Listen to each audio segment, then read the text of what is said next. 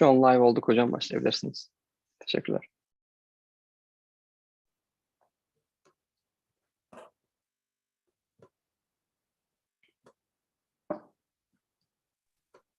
Good evening, everyone. Thank you for being here with us tonight.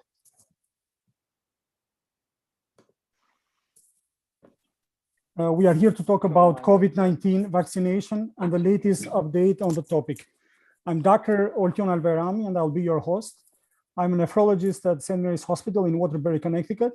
With us tonight will be Dr. Ariet Gega. Good evening, everyone. An infection disease specialist at St. Mary's Hospital. We are here to talk about COVID-19 vaccination and the latest update on the topic. I'm Dr. Oltion Alverami, and I'll be your host. I'm a nephrologist at St. Mary's Hospital in Waterbury, Connecticut. With us tonight will be Dr. Ariet Gega. Good evening, everyone. An infection disease specialist at St. Mary's Hospital. Hello, it is a great pleasure for me to introduce Dr. Gega. I hear an echo. I think there might be a technical problem because we hear your voice several times. Maybe they can fix that. Sorry. I'm a nephrologist at St. Mary's Hospital in Waterbury, Connecticut. With us tonight will be Dr. Ariet Gega, an infection disease specialist at St. Mary's Hospital. Hello, yeah, I think. Yes, should be. I hear an echo. Yes. I'm a nephrologist at St. Mary's Hospital in Waterbury, Connecticut.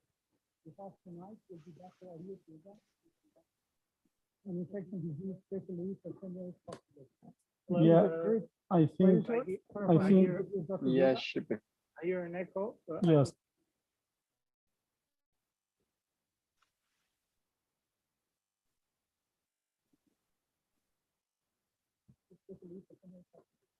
Yeah.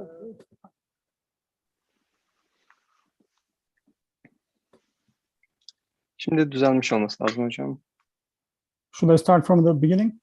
Yeah, whoever is not speaking should mute themselves, obviously. Okay.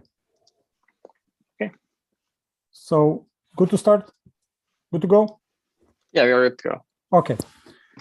So, good evening, everyone. Thank you for being here with us tonight. We are here to talk about COVID-19 vaccination and the latest updates on this topic. I'm Dr. Oltion Alverami, and I'll be your host. I'm a nephrologist at St. Mary's Hospital in Waterbury, Connecticut.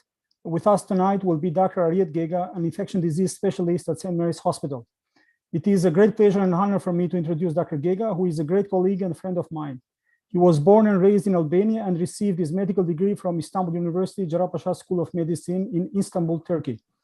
He completed his internal medicine residency at the University of Florida in Gainesville and his infection disease fellowship at Yale University. He's board certified in internal medicine and infection diseases. Dr. Gega has been at the forefront of the fight with coronavirus pandemic.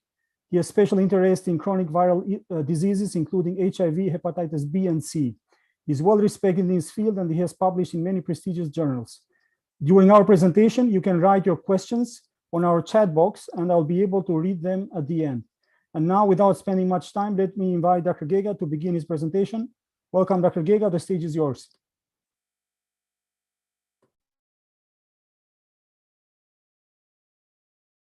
And so today we are going to talk about probably the most important medical development of recent years about COVID-19 vaccines. Of course, we have been living through unprecedented times since here in the United States since March of 2020, and it's about 11-12 months now that we lived through probably the most important pandemic of our lifetime.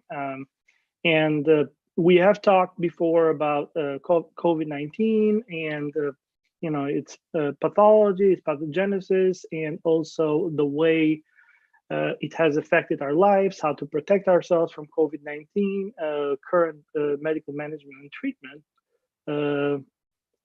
One thing that we know is that here in the United States, we could have done a better job. Obviously, this is a graph of cumulative cases of COVID-19, and as you see, throughout the month since the beginning, the graph starts to go up around March of last year, and now we're almost 12 months, and you see that we have had over 28 million cases up to this point.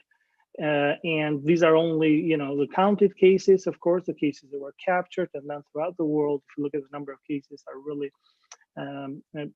we're basically facing a major health emergency. In terms of course, the saddest part of this is the deaths, the people that are not here anymore. In the United States, unfortunately, in the last few days, we have hit the important landmark of 500,000 people. So we have 500,000 Americans that are not among us anymore because of COVID-19. This is also a cumulative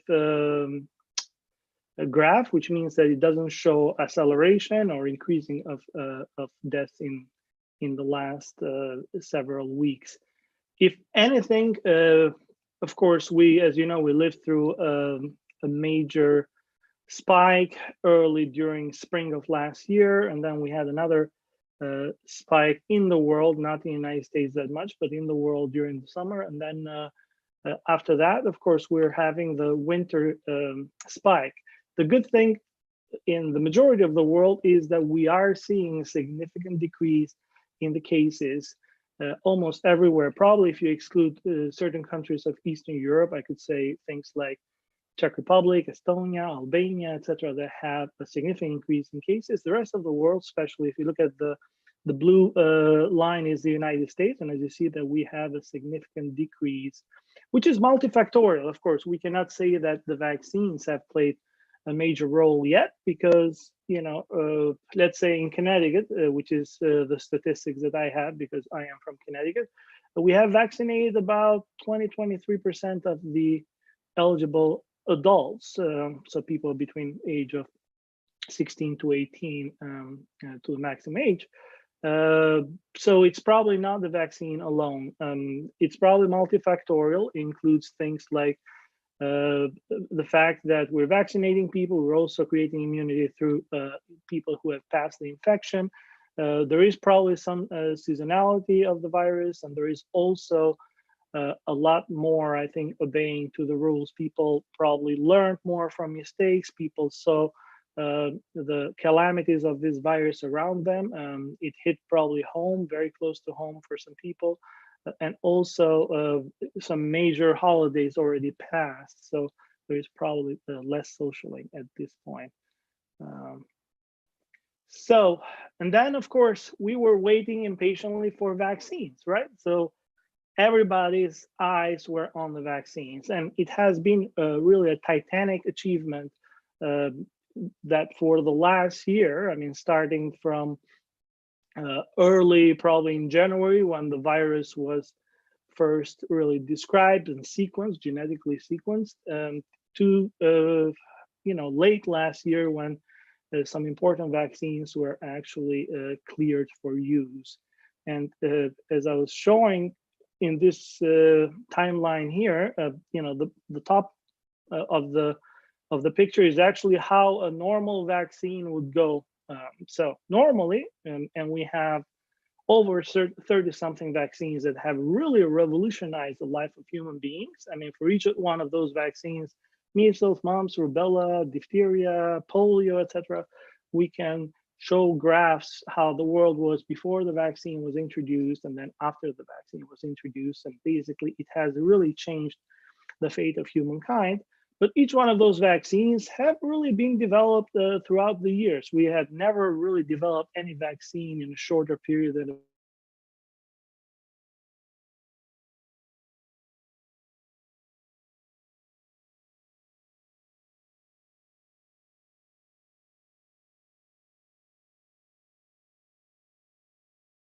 then there are preclinical stages, like before it is really tried on people, and then there is some development of the vaccine in factories, etc. And after that, they do some tests, and then it's the first phase is phase 1 trial, which is basically you're testing safety, and that includes things like, does the vaccine cause any harm? What kind of the side effects you could see because of the vaccine? What kind of chemicals that are have to be used in the vaccine to keep it stable, etc. So that's usually the first stage, and that is usually used in a few people. So that's not in a large-scale study, because if it's something harmful, obviously not every medication or vaccine sees the market eventually. There are a lot of unsuccessful trials in between as well. And then if phase 1 trial is successful and the vaccine tried is safe, then the next thing is do a phase 2 trial. This is usually a larger scale trial where you're looking at safety of different doses and also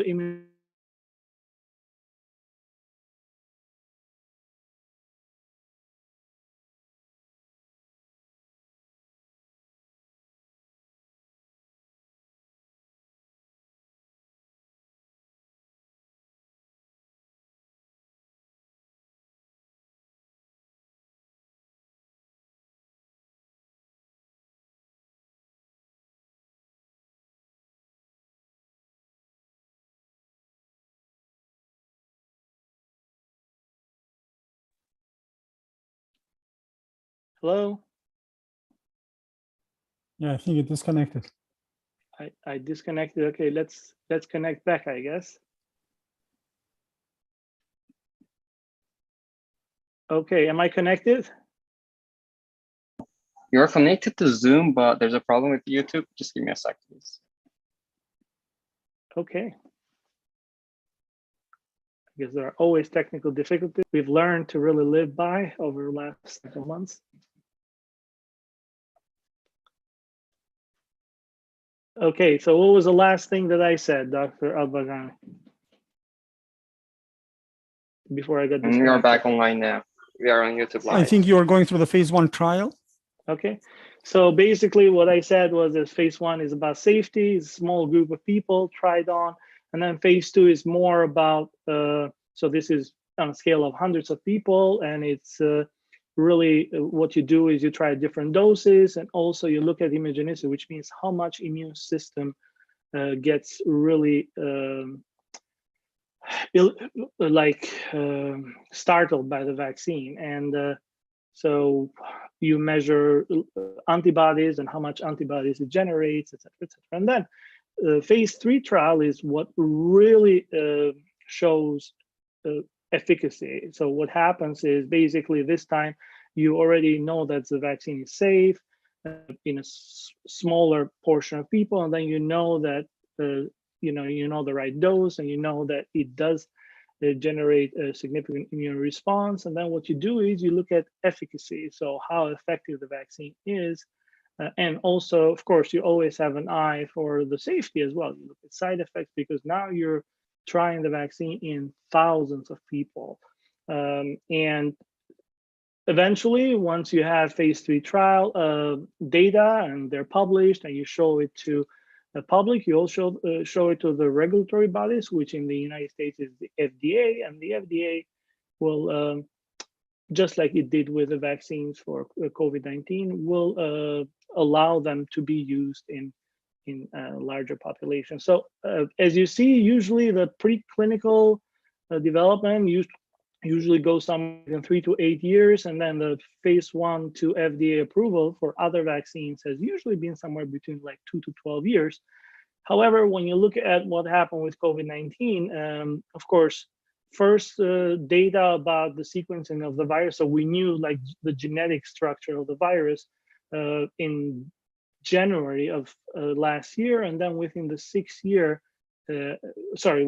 months time period, everything was made ready to start basically trying the virus vaccine on humans. And then from phase 1 to phase 3 trial, also it was about 6 months. So it is really a very important titanic achievement that was, so we can say that the science really responded very well to the need of the world and to the need of the people.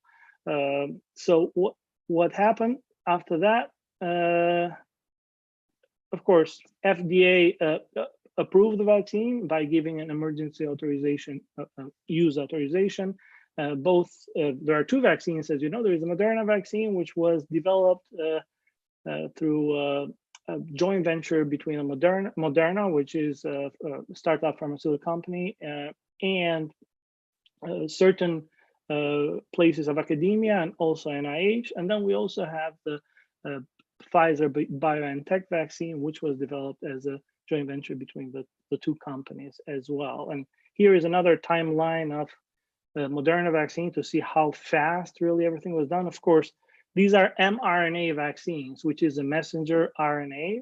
What it does in very lay terms is basically there is it does not really include any real genetic material like RNA of the virus that will go on kind of insert itself into a human RNA or do anything like that. This is what we call the messenger, which is basically we call it mRNA, and what it does, it just sends a message to the cell so they can produce certain protein. And as you see the timeline here of the Moderna vaccine, we did have a lot of research with mRNA vaccines before, with MERS, with SARS, also with other certain vaccines that never made it to the market, like the dengue vaccine, etc. So it was not a new concept, although these are the first mRNA vaccines that made it to the market. And then as you see, basically it went from like knowing the virus, which was around December, January of 2020, to phase 2 clinical trial in May. It started actually on May 29, 2020, and you see every step that happened plotted on that timeline, and it is really, really important. So what COVID-19 vaccines we have in the US right now? We have two vaccines that were issued an emergency use authorization by the FDA, the Pfizer BioNTech and the Moderna vaccine. And as we said, both are mRNA vaccines. The Pfizer vaccine is a 2-shot given 21 days apart. That's what I got. And then the Moderna vaccine is 2 shots, but given 28 days apart. And that is what my wife got. And we always fight at home which one is better. Pfizer, well, not really. I can't say that because they're actually very, very similar to each other. There is really no, as I said, no significant difference in efficacy between the two mRNA vaccines. They're about 95% effective. And so I don't know the age of the audience and how many of the people from the audience got the vaccine and experienced it firsthand. But basically what happens is you have to be in the group of people who are eligible for vaccination at that given time. And that changes based on your age, your profession, and also the state that you reside in. So once you are eligible for vaccination, you have to get an appointment. And then when you go to that center with the appointment, usually there is a few minutes of a computer-based registration. So you put certain information in there. And then you walk to an area where they have nurses that are vaccinators that will give you the vaccine. So what they do is they administer the vaccine to the deltoid muscle, which is here in the arm, and a vaccination card is given, which will be probably important to document your status of vaccination now and in the future. Usually there are computers available in these centers where you can schedule your second dose, and scheduling a second dose is a lot easier because you have to have that second dose at a certain time. So you can't have it like there is no appointment and you're not getting the first dose. You are going to get the second dose. You are going to get the second dose at 21 days or 28 days, depends on the vaccine that you're getting. Usually there is a waiting time about 20-30 minutes after the vaccine. So they make you sit there in, the socially distance, but you sit on a chair. They make sure that you have like no immediate reaction and no side effects immediately for which you would need medical attention. And of course, although the risk of decreased efficacy is only theoretical, we ask people to try to avoid non-steroidal anti-inflammatory drugs before the vaccination, which are things like ibuprofen, naproxen, Tylenol, and similar. So, of course, what are certain side effects? It is normal to have certain reactions after a vaccination, and after this vaccination, it is normal. It shows, I tell people that it shows that your immune system is working and is acting against the spike protein that messenger RNA is producing through cells. Some people see some redness, swelling, or pain around the injection site, and not necessarily related to how the injection was done, etc. I see a lot of people that blame the nurse who gave them the vaccine, etc. A lot of it is immune mediated and can be showing itself also several days later, sometimes as like some big major redness, basically, or like a rash area. It is very benign, usually goes away in a few days, and it doesn't cause any major symptoms except for maybe a little bit pain and sometimes a little bit of itching. Sometimes you can experience a little bit of fatigue, some body aches, even fevers or chills, sometimes headaches. Usually these side effects last about a day or two. You should not have any side effects but about 72 hours after you got the vaccine dose.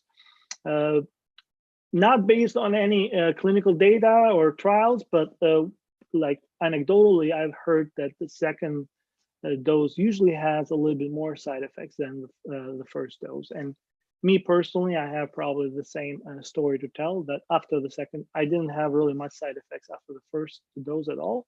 But after the second dose, I did feel a little bit under the weather that afternoon, and then the next day in the morning, I felt great. So I put, and I borrowed this from Yale, but it's basically a comparison of 3 vaccines, the 2 vaccines that we already have with emergency FDA approval, and which we are receiving, the 2 mRNA vaccines, the Pfizer and the Moderna vaccine. And then I put the Johnson & Johnson vaccine. It's not clear for use yet, but I think this is an important vaccine once it gets FDA approved. Why? Because it's not 2 shots, it's just 1 shot. And then when we look at, which is very important, by the way, having a 1 shot makes it logistically a lot better than requiring a second shot later on. Also, in terms of how you store this vaccine, the mRNA vaccines need to be frozen, in deep freezers. Pfizer initially said -112 to -76 Fahrenheit, which is really, if you go by Celsius, it's a real low temperature.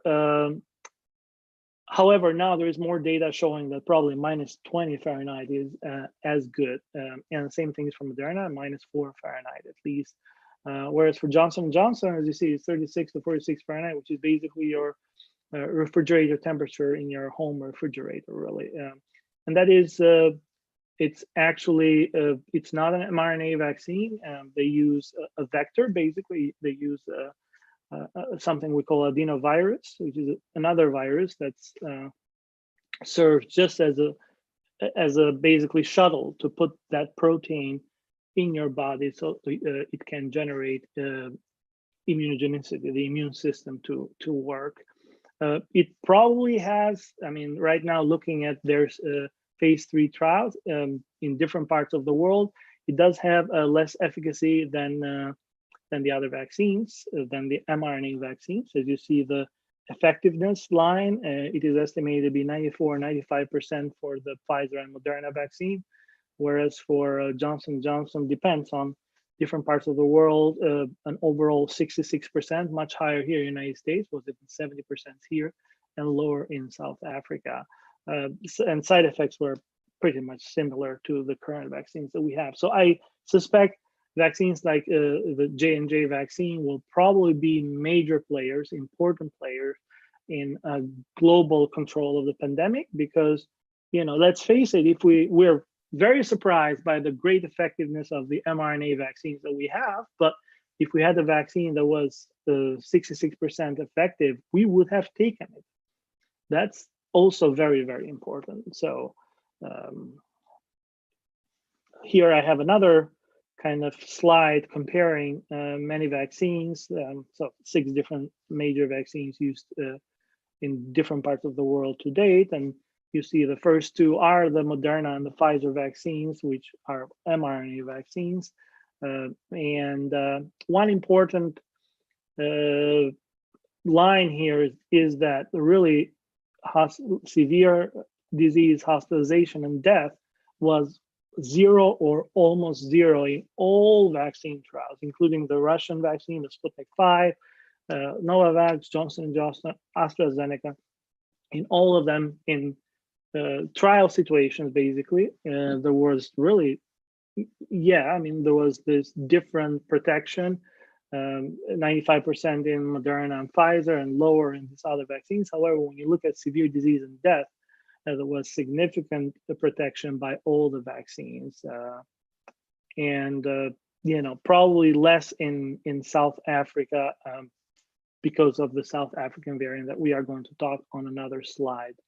So that's really important. And then, of course, you also see on the column that it says platform, for the ones that are interested in science, you can look at like different mechanisms how the vaccine was produced. And we have the first two are mRNA vaccines, and the other one use different techniques.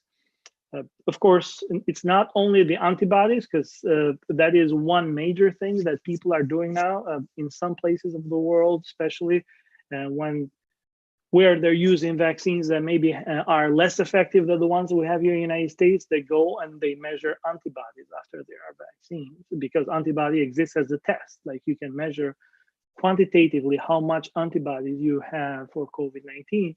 But that does, again, does not tell us the whole story. We do not generate only antibodies, but we also do generate immune cells. We call them T cells, or memory helper cells, which are basically the chief of the orchestra of our immune system. They are the ones who really control the whole immune system, and you cannot really measure them, but they are there. So it's not only antibodies, that test that they do, SARS, COVID-19, SARS-CoV-2 antibodies, IgG, IgM. You may see that in like test papers, like blood analysis, etc. Those don't tell the whole story. As I said, there is also immune response that does not really reflect on those lab tests.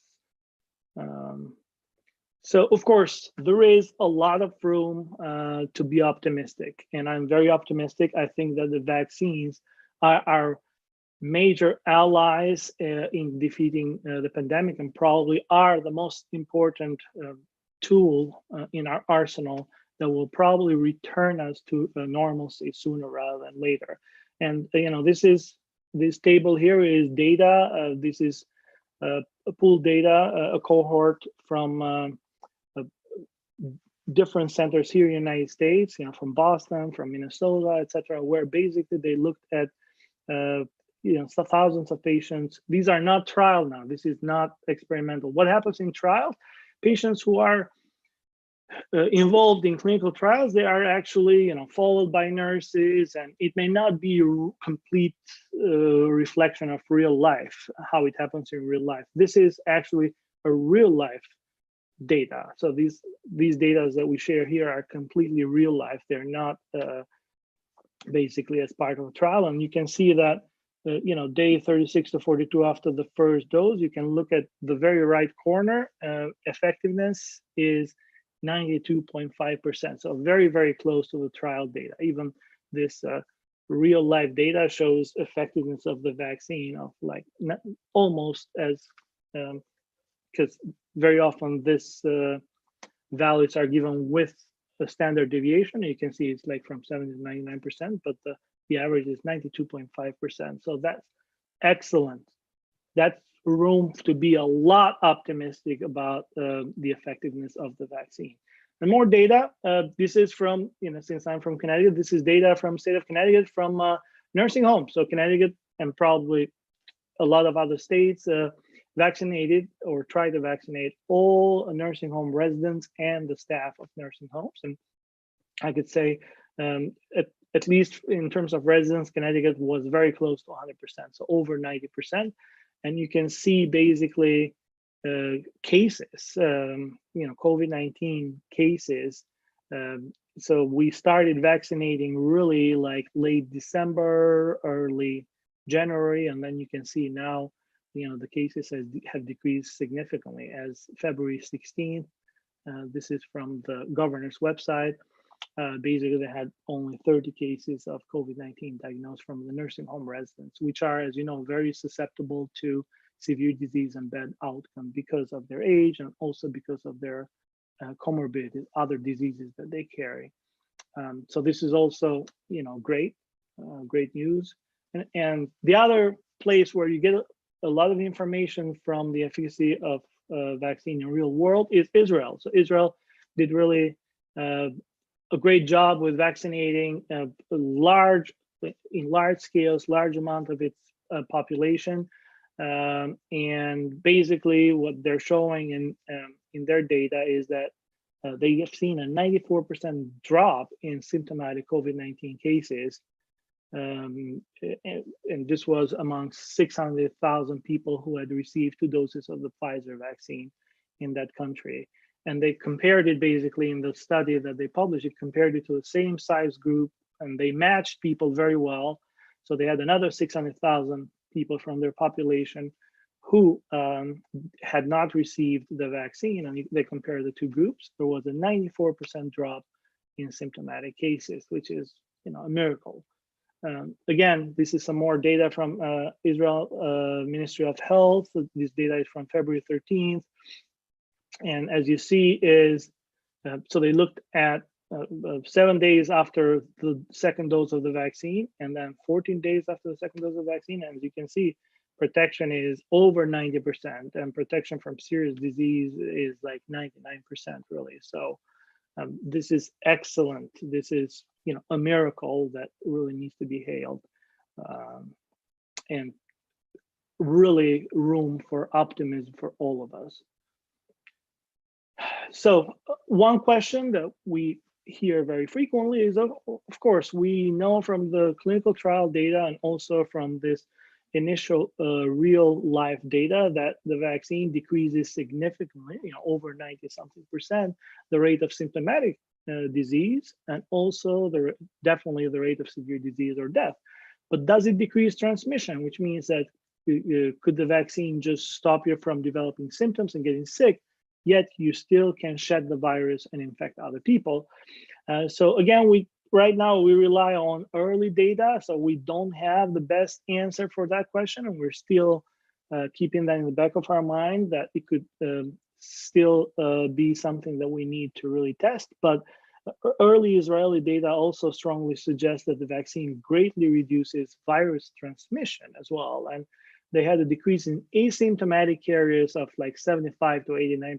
And this is huge, is way above the numbers that we really need to control the pandemic. The problem is we need to really achieve these numbers in the whole world and not only in a small country like Israel. So of course we'll need more data, but this is very encouraging that the vaccine does not really protect only the person who gets vaccinated, but also provides protection to the surroundings and to the whole population, to the whole community. Of course, 2 major questions are, okay,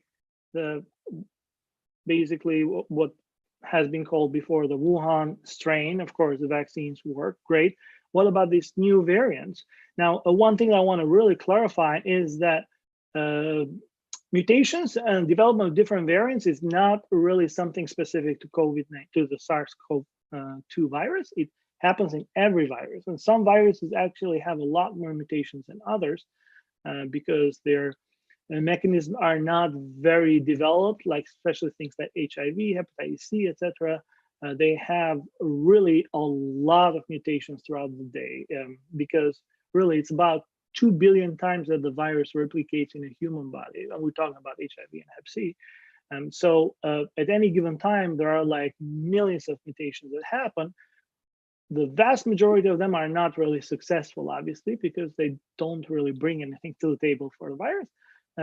However, occasionally you'll have basically mutations that serve to a purpose.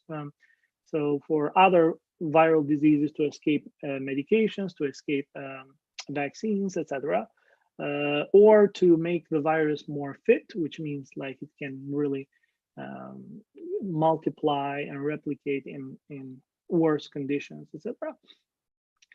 So it's only normal that when you have a virus that's really multiplying everywhere in the world, you'll see variants as well, like this. One important sentence that, like Dr. Fauci has said several times on TV, but we always say for viral illnesses, is that a virus cannot mutate if it does not replicate. What does that mean? So if it does not multiply, a virus cannot mutate. So in order to control variants and to control mutations and like new strains, you need to really stop the virus from replicating. So you have to stop the virus from infecting people, from going to new people and multiplying in new people. So regarding the UK variant, what we call the B117 variant, so there is some good news about the vaccines, and this is a study really that was published recently in Science. And basically what they did is they engineered the same virus, basically a virus to carry the same mutation. And then they tested that virus against blood samples from 40 people who had received 2 doses of Pfizer vaccine. And although there was a slight reduction in the immunogenicity, the amount of immune system that was generated, there was plenty of immune system to really fight the virus and defeat the virus. So the data indicates that the UK variant, the B117 lineage, it's not going to escape the Pfizer vaccine in that regard, and it's probably similar for Moderna as well, although we need to test that as well. And so that's good news, that's great news. And then the other animal is the B1351, which is basically otherwise called the South African variant. And so a similar study was done, and this was published in New England Journal of Medicine, which is the most prestigious medical journal in the world. And basically they developed the same, they just developed in laboratory conditions, the same virus to carry the mutations, this time found in the South African strain. And they tested them in samples taken from 15 people who had received both doses of Pfizer vaccine. And so, yes, the neutralization basically of this variant was weaker by approximately 2/3. However, there was still plenty of neutralization. So basically, the immune system would still do its job and control this virus as well. So, as I said, although it produced less neutralizing antibody activity, it was still enough to really stop the virus. So that's also very good news. But this is preliminary data. Probably we will see more data regarding different variants.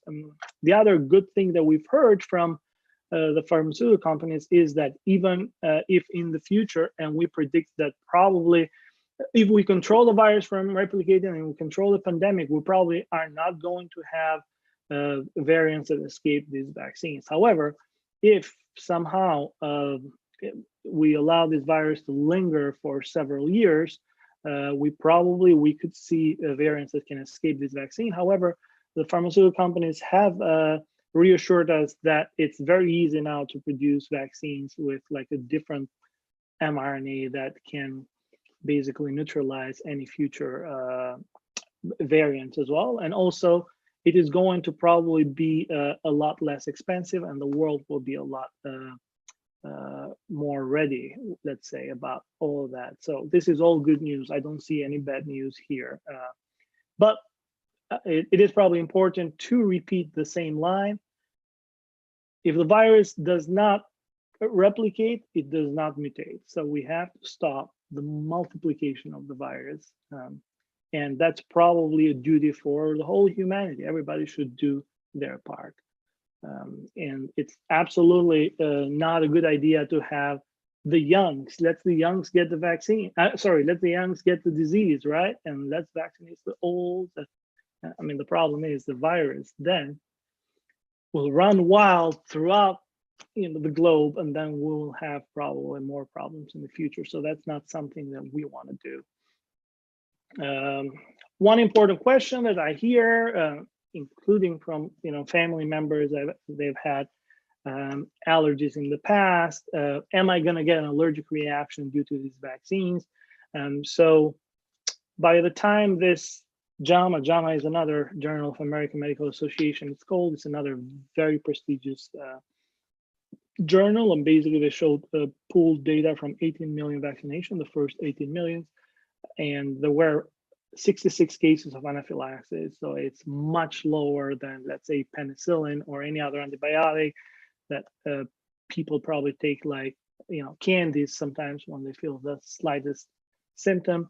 So the propensity to develop a severe allergic reaction was much lower than some medications or injections, etc., that we get otherwise. So basically, the chance of you getting a severe allergic reaction to our COVID-19 mRNA vaccines is 0.0003%. There were 66 cases, 63 of them were in women. Almost all of them were within that first 20 minutes. So that's why it is a good idea to have people wait there for a little while. And there were no deaths. There were, I think, only one real hospitalization. What happens for people who have allergies before, a lot of these patients keep an EpiPen with them. Of course, these vaccination sites have EpiPens as well. And if you develop an anaphylaxis, you receive the EpiPen shot, and you do well. So this is actually outdated because the next state of Connecticut vaccine update came out like a few hours ago. But as February 18th, 2021, Connecticut had given the first dose of the vaccine to 504 people. I think right now it's about 580,000 people.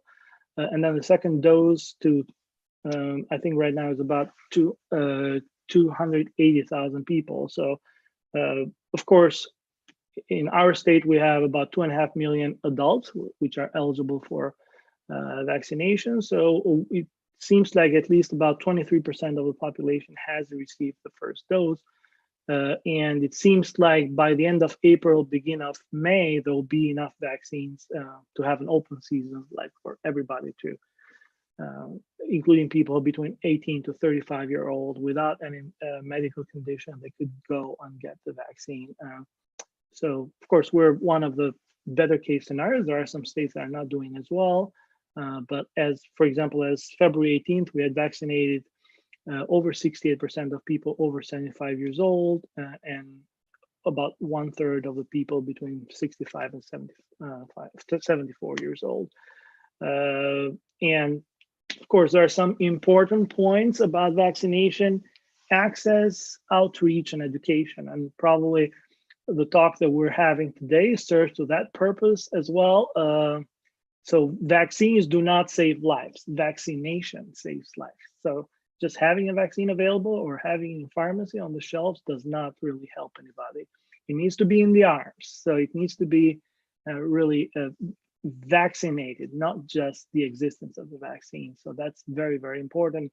And that is probably our next challenge. That's the most important thing that will save lives. Yes, taking care of patients in the hospital is part of our job, and we do that happily. However, the most important thing is probably trying to, accomplish some goals regarding vaccination, do outreach, and try to educate the public so more and more people are vaccinated. So we're striving for 100%. There's some special groups, and these are frequently asked questions. That first question is about children. So of course, these mRNA vaccines are not approved yet for children, and I say yet, that's important. There are ongoing clinical trials for kids between 12 to 16-year-olds. So if any of you wants to enroll their kids, they can. Of course, in clinical trials, there is a 50% chance that you may get just placebo, which means you may get nothing.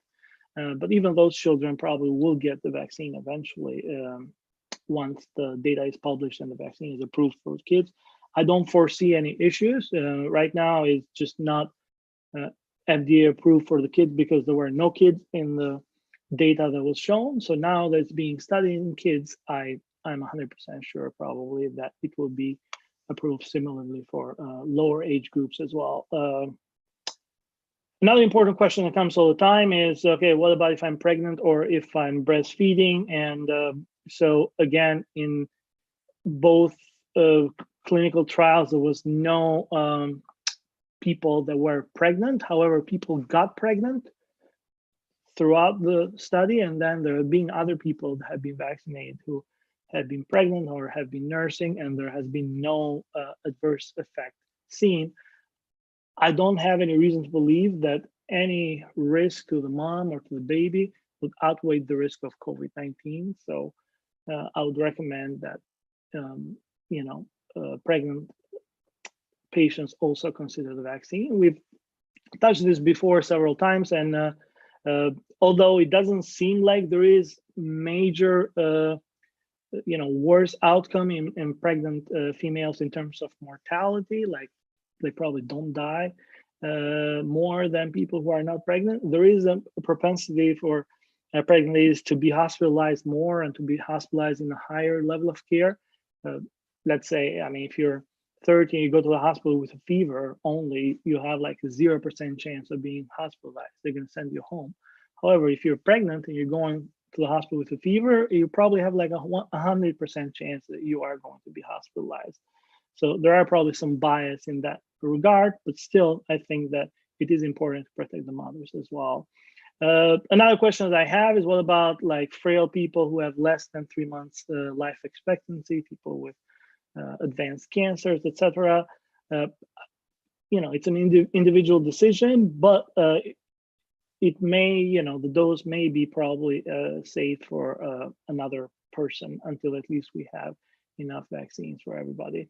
What about, I had COVID-19 in March of last year.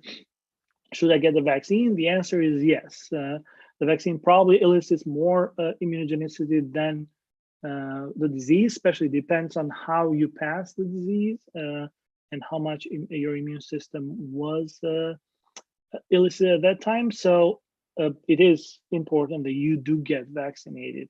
There is a question of whether patients who have passed COVID-19 in the past should get 1 dose or 2 doses, and there are studies ongoing. So there might be a need for just 1 dose in those patients and not 2.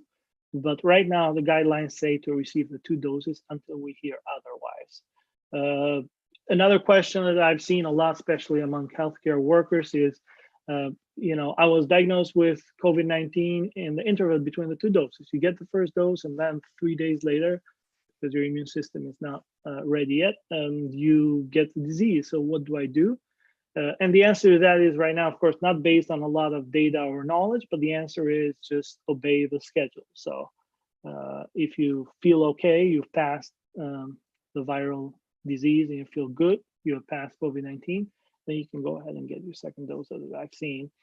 And another question that I hear, especially from immigrants, is, okay, so my family had the opportunity they were in Turkey, Brazil, I don't know, some other, Russia, China, etc. They have the opportunity to get another vaccine. And so is it a contraindication for an American vaccine, like one of the, Pfizer or Moderna?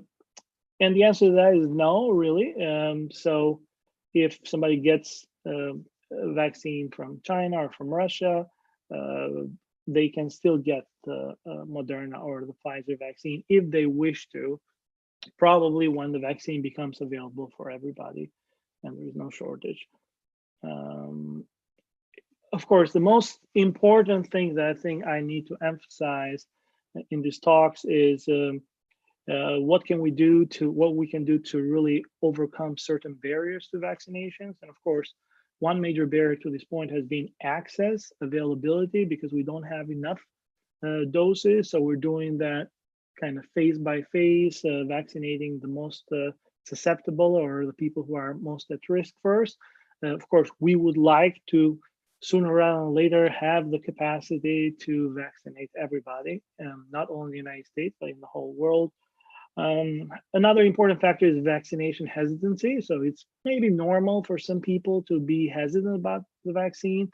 Of course, there is that classical human behavior of like, I want a vaccine, we want a vaccine, come on, produce a vaccine, we want it now. And then once the science really produces a vaccine really fast, then there is the hesitancy, oh, it was produced too fast. And of course, it requires education. That's why I showed the data. Now, several people in public may say, you know what, why do I need to look at like graphs and tables and hear all this scientific jargon? Because we need to show that to people. And of course, it also includes some role modeling, especially in NGOs, in religious-based, faith-based groups, or churches, mosques, synagogues, etc., where leaders should also lead by example and help with vaccination. In the Greater Waterbury area, we do have a great alliance right now, and we're working towards engaging religious leaders, spiritual leaders, and other important community leaders, so they can lead by example, show their model, and help with vaccination of their congregation or of people that really look up on them. Of course, it has always been there, the vaccination opposition. We have the traditional anti-vaxxers.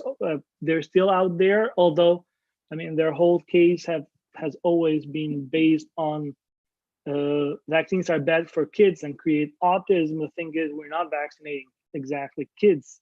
We will vaccinate kids hopefully in the future, but we're not vaccinating kids now.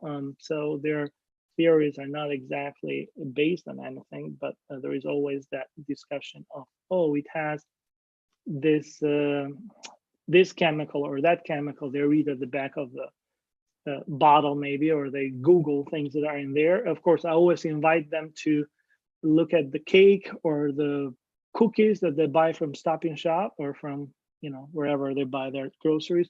They can look at on the back of their Snickers chocolate, and they can see how many of those different chemicals are there, stabilizer, sealers, and, you know, other preservatives, etc. They're you know, found in your salamis and your sujuks and your whatever you're eating, processed food. They're found everywhere, and you're eating them every day. You're getting 0.3 milliliters of the vaccine, you know, twice in your lifetime.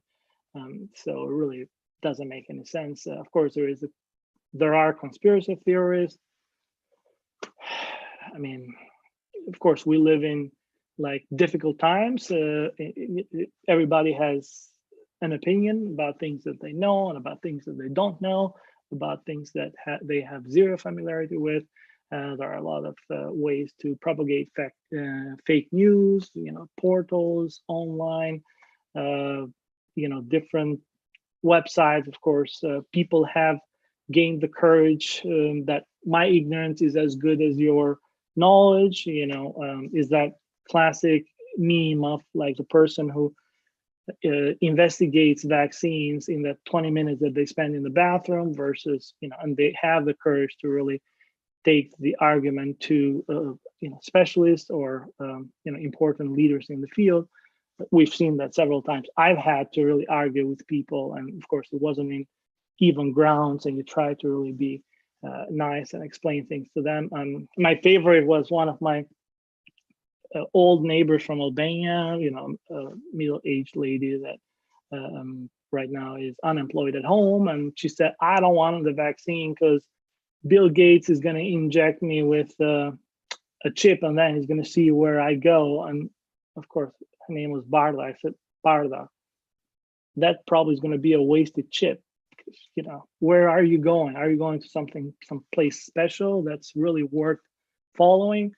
Of course, that was a joke, but I think there is this grandiosity delusion that sometimes people have, that sometimes they think they're important and people are after them, etc. And it is a borderline of psychiatric illness, I must say. Of course, the most important barriers are still socioeconomical, and we see that in the deployment of vaccination as well. We see that certain underserved areas, underserved communities, minorities are receiving less vaccine than more affluent areas in the United States. And we have to work hard to really, take the message to everywhere and, make sure that different communities, different people, independent of their socioeconomic level, their race, the community they live in, they have access to vaccination, and they also receive the right education by us. That's our responsibility. There are language barriers, unfortunately. Immigrants have that. There is a large Spanish community, a Spanish-speaking community in the United States as well. And unfortunately, it required some language skills to register or call places, etc. And it is difficult for some people. So what we've done, at least in the Greater Waterbury area, is we've tried to really engage, as I said, community leaders, churches, etc., so they could reach out to their congregants, especially of a certain age, and help them with the whole registration process and get them appointments and take them to appointments, etc.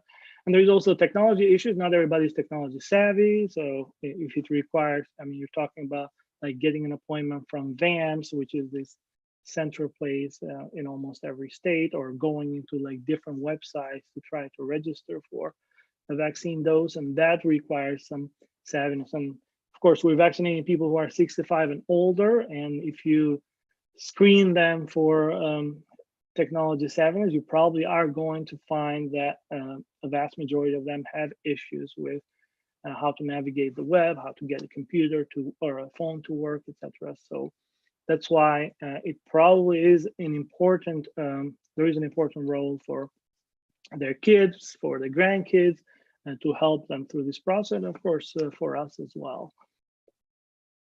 So I wanted to include this slide because I know there is a large Turkish community that's probably following this presentation as well. And I've heard that in Turkey, the Sinovac vaccine, which is a vaccine produced in China, has been offered, I think, free of charge, and large sections of the population are getting this vaccine. Of course, so the phase 3 data from the Chinese studies are not publicly available. We haven't seen their stage 3 data yet, but we've seen just press releases. And we have then some efficacy data from countries that have really used this vaccine. So this is an inactivated SARS coronavirus 2 vaccine. So basically it's a dead virus. And there are 2 doses. Initially, they were given 2 weeks apart. There is probably data showing that you probably want to space them out a little bit more for more immune system activation. Efficacy is kind of different in different countries. So in Brazil, there was this large trial among volunteers. The majority of them were healthcare workers, and the effectiveness was about 50%, which wasn't great. We have some data from United Arab Emirates. We have some data from Indonesia, which they're a little bit better, somewhere in the 60%. And then we have some Turkey data that show the 91.2 effectiveness. And I'm, pretty skeptical about that study. But so it comes down to, yes, any vaccine is good vaccine. Even if it provides 50% protection, is great compared to 0 protection. So looking at it from the virologist standpoint, that's what I would say. Now, I could see how the taxpayers from a country may look at me and say, okay, so we're getting a vaccine that's less effective. Are we less developed? Why certain, and I've heard this argument from my Turkish friends that they say, okay, so we say we're a big country. We say we're a strong country. Why are we getting what they call a third world vaccine versus the West and the other countries are getting, Pfizer or Moderna, etc. I could see that point. I could see how you can make that argument. But at the end of the day, not from the taxpayer standpoint or the political standpoint, but I speak from the virologist standpoint. And I would say that any vaccine is, even if it's 50, 60, 70% effective, that is something that if we did not have this miraculous vaccines that are 95% effective, we would have taken that with pleasure, as a matter of fact. So And last but not least, I want to show again the Johnson & Johnson vaccine, which is another vaccine not available in the United States. It will be, hopefully. And it's not, of course, it doesn't have the effectiveness that our mRNA vaccines have. And you can see that it's somewhere between like 60-70%, a little bit less in South Africa because of the B1.351 variant.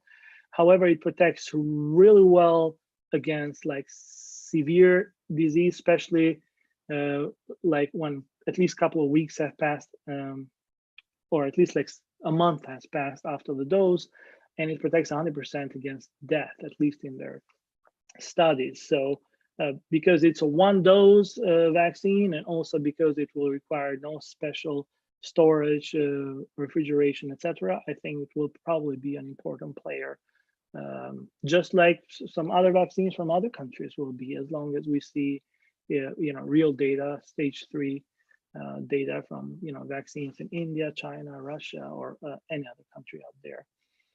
And I think that was it. So of course, if we have any questions, concerns. Thank you very much for the great presentation, Dr. Giga. Very informative. Many of our followers were thankful. I had a question regarding the anaphylaxis rate for the vaccine before I get into the comments.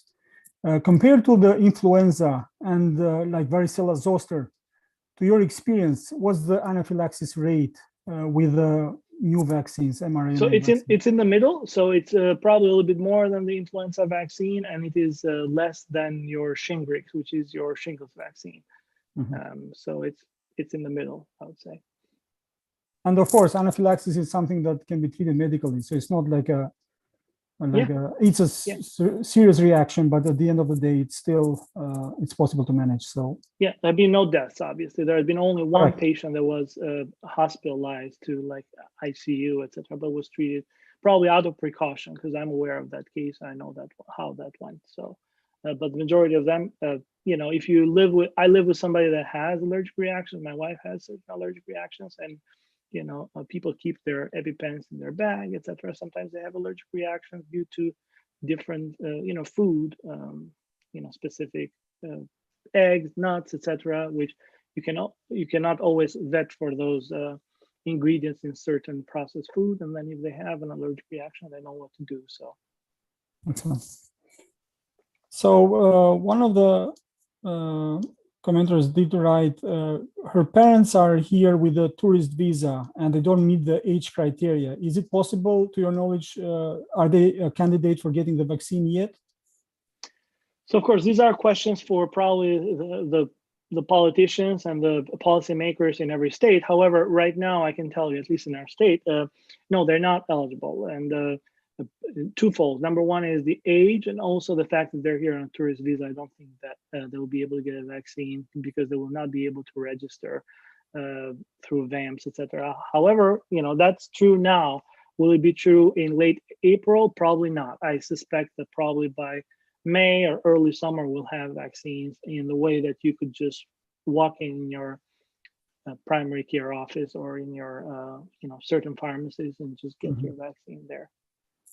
And to your knowledge, people who don't have a medical insurance, can they still get the vaccine? Yes, they can. So the vaccine is free of charge, so it's independent of the insurance. Some places ask for your insurance because they want to register you as well and have them in their system. So, but it's not. I mean, if they're asking for your insurance, they're not asking it because of the vaccine. The vaccine here in the United States is free of charge, and it's given independent of your insurance status. If you're getting it, let's say you're getting at Trinity Health in England, they may ask for your insurance, but the only reason is because they want you to be in their system, basically, when you go next time to have some other healthcare needs there. Very good. I think that's pretty much it. I think you answered most of the questions during your presentations. You touched on most relevant topics. And well, I mean, this could have been really given in one slide, and we joked earlier about this, like get the vaccine, in big, big font in the back, get the vaccine. There is really no reason for not to get the vaccine. It's a privilege at this point. I felt privileged when I got my first dose in December or whenever it was. And I felt like, a large mountain was lifted off my shoulders when I got my second dose of the vaccine. Of course, as you know, we've seen probably hundreds of patients with COVID-19, that some of them lived, some of them died, and Right. some of them were very sick. So after you see all that, of course, you feel very relieved when you get the vaccine. And of course, right now, people always ask that other question, that why are we really still wearing the mask after we get the vaccine? Wasn't this supposed to be really protective? Of course, now we talked about a couple of questions that we haven't answered 100% yet, like the rate of asymptomatic disease, although the vaccine seems very promising in that regard as well. And also the most important thing is the prevalence in the community. So if we had zero prevalence in the community, we would not really put masks on, right? Like Right. 2029, we did not have masks on. Right. So now, let's say in some countries, I'm hearing in Albania right now, we're talking about like prevalence that like in positive rates of tests done in 25-30%. Of course, you need to, even if you're vaccinated, that's 95%, right? We're not talking about 100%, it's 95%. So you need to keep your mask on.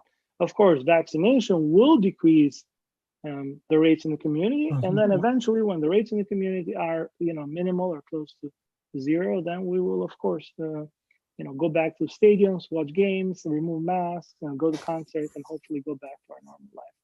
Yeah.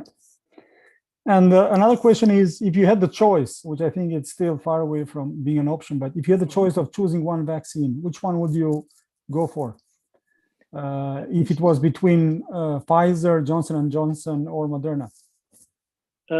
So I would probably go with an mRNA vaccine, so either Moderna or Pfizer, and that's based on the efficacy data, really. So if you have the opportunity to get 2 shots, it seems like it's more effective than the Johnson & Johnson or all the other vaccines that we have to this point. Between the 2 of them, I don't think there is any difference, whichever one is really available for you. The only 2 major differences are, one is the interval between the 2 doses. One is 21, the other is 28 days. And then there are some probably storage differences which have zero importance for the patient itself. That is the way it is stored is probably important for the people who bring the vaccine and administer it to you. So, but the other vaccines, at least so far with the data that we've seen, they're probably less effective. And if I have to choose, I'll choose one of the mRNA vaccines. And another question is, if you already had COVID-19 and recovered, do I still need to get vaccinated? Yeah, I think it was one of the slides that yes, right. The answer is yes. I would not, if you haven't started the vaccination regimen yet, the 2 doses, I would not start it during your acute phase. So, pass the disease first, recover, feel better, and then you can get the vaccines. Now, of course, there are some data showing that maybe 1 dose may be enough. However, of course, that could be very helpful with having more doses for other people. However, right now their condition is to get really both doses, and it does produce more immunogenicity and it protects you better. On the other hand, if you have started, as I said, you've started your vaccination, but then you get sick, you probably want to get the second dose in its normal interval, unless you're really sick, and then you can postpone it until you feel better. So that's pretty much it. Right. Yeah, I think there was a New York Times article published this Saturday that mentioned that it's not peer review yet, so it's not gone through the analysis through the other doctors, but it did mention that if you get only 1 shot, if you recovered from COVID-19, then the chances that you develop immunogenicity are very high. But again, this is an evolving field, and I think there is still areas to learn. And it could very well be that. It could very well be that. It could very well be that you need just 1 dose as a booster. We've seen that with other diseases as well. But right now, as I said, you maybe, I mean, does that second dose really do anything to you? Does it harm you or anyway? The answer is no, but in the name of like preserving doses for other patients, that may be useful. And you had mentioned don't take NSAIDs, which is Advil, ibuprofen, Motrin before the vaccine, ideally. Is it okay if they take it after they get the shot? So of course, this is all in theory, and it's based on like one study from like a previous vaccine that they measured antibodies in people who got these medications before, and they showed a little bit less antibody response. Of course, probably it has, as we know, me and you know, that has really no effect on cellular response, on the T cell response. So it's probably all in theory. As a matter of fact, I got a Tylenol by mistake. I mean, I got a Tylenol myself before. I got 1,000 milligrams of Tylenol before the first dose, I remember. So it's not a big deal, really. But ideally, probably you don't want to take it before. If you have side effects that you cannot manage, then I think you can probably take some Tylenol or Motrin or whatever after. Very good, thank you. And I think that's it pretty much. Thank you very much again.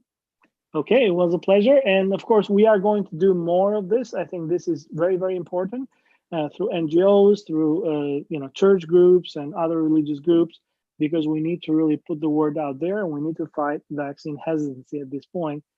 So we need to really lead by example. I invite all the community leaders to really show their role modeling and their good example, so they can help people who really model their lives after them. So, excellent. Okay, thank you very much. Thank for you. having me today. Thank you.